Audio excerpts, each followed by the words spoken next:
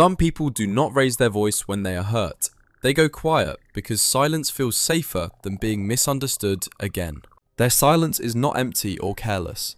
It is full of sentences they are afraid will make everything worse. They may look calm from the outside.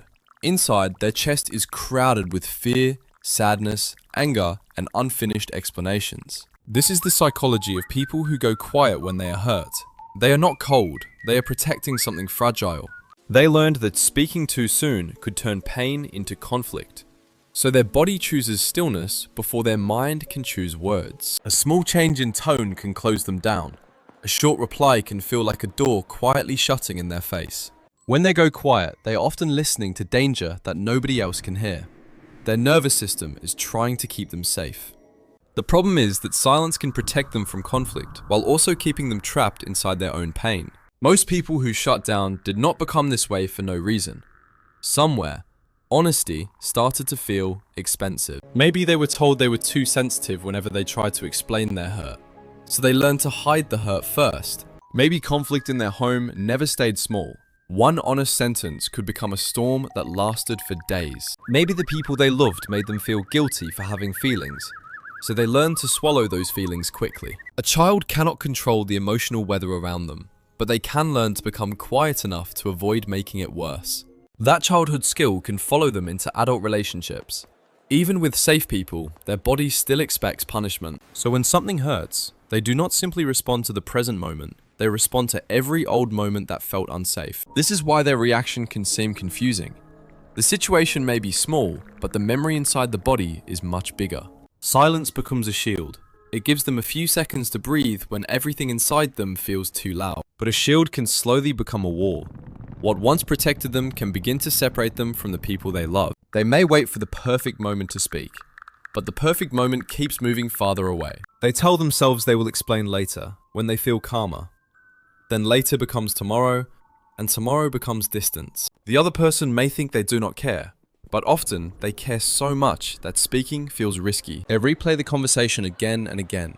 Each replay adds another layer of fear on top of the original pain. They wonder if they are overreacting, if they caused it, or if saying anything will make them look needy. By the time they are ready to talk, the hurt has changed shape. It is no longer one moment, it is a whole knot. This is the painful misunderstanding of quiet people. Their silence can look like distance, even when it is actually overwhelm. They may be sitting right beside someone and still feel unreachable. Not because love is gone, but because safety is missing. They want to be understood without having to defend every feeling.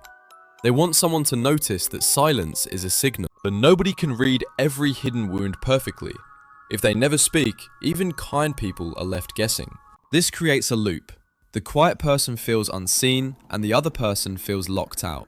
Both people may be waiting for the other to build a bridge. Meanwhile, the space between them quietly grows. The quiet person may think if they really cared, they would know. But love still needs a doorway. A safe relationship is not one where pain never happens. It is one where pain can eventually be spoken. Healing begins with safety, not pressure. A quiet person rarely opens faster because someone demands immediate answers. Pressure can make their nervous system shut down harder. It feels like the old danger has returned in a new form. What helps is a softer message. I am here. I'm not attacking you, and we can go slowly. Safety tells the body that truth will not destroy connection. That is when the first words can begin to appear. For the quiet person, healing also means learning to name the shutdown before disappearing completely. They can say, I am overwhelmed right now, but I do want to talk. That sentence can save the bridge. They can say, I need time, and then actually return. Space becomes healthy only when it includes a way back. The goal is not to become loud. The goal is to become reachable, without forcing themselves to speak before they are ready. At first, the words may be very small. Small is fine, because small, honest doors are still doors. They do not need to explain the whole history of their pain in one conversation. They can start with one true piece. That hurt me is a complete sentence. I felt scared is also a complete sentence. They can speak slowly, pause often, and still be honest. A quiet voice can carry a real truth. They can write the first sentence before saying it out loud. Sometimes the hand finds language before the mouth does. They can practice with people who do not punish vulnerability.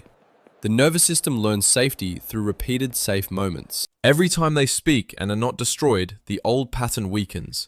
The body begins to update its prediction. This does not happen in one dramatic breakthrough. It happens in dozens of small returns to honesty. There is a difference between taking space and disappearing. Taking space has a door back. Disappearing leaves everyone guessing, including the person who disappeared. It turns protection into loneliness. Taking space might sound like, I need an hour, but I will come back. That gives the relationship a thread. Disappearing says nothing, leaves the thread on the floor, and hopes someone understands the silence correctly. Quiet people often need boundaries around time, tone, and emotional intensity. Those boundaries are not rejection. A boundary can say, I cannot talk while we are both activated, but I can talk when we are calmer. This protects the truth from being thrown into a fire. It also protects connection from being abandoned completely. Healthy silence is a pause. Unhealthy silence becomes a prison. The difference is whether truth still has a path out. Not everyone deserves access to the deepest part of their voice. Some people only use honesty as a weapon. A quiet person must learn who is safe enough for truth. This is not avoidance, it is discernment. Safe people slow down when they see pain. Unsafe people punish the pain for being inconvenient. Safe people ask, how can we understand this? Unsafe people ask, why are you making this a problem? When someone repeatedly makes honesty feel dangerous, silence is giving important information. The body is noticing something real. But when someone is safe and patient, silence should not become a permanent test they have to pass forever. The balance is protection and connection. Keep the shield, but make sure it has a window. The right person will not need a perfect speech. They will care enough to meet a small, honest sentence with care. So if you go quiet when you are hurt, nothing is broken inside you. Your silence once protected something fragile. But protection is not the same as freedom. A locked room can be safe and still feel lonely. You do not have to shout to be understood. You only have to begin where your nervous system can begin. Start with the smallest honest door. One sentence, one pause, one return, one clear request for time. Let the right people meet you there. Let the wrong people reveal why your body never felt safe with them. Your voice does not need to be loud to matter. It only needs somewhere safe enough to land. The deepest healing is not becoming someone who never goes quiet. It is becoming someone who can come back. And the right connection will not make you bleed just to explain where it hurts. It will make room for the truth to arrive slowly.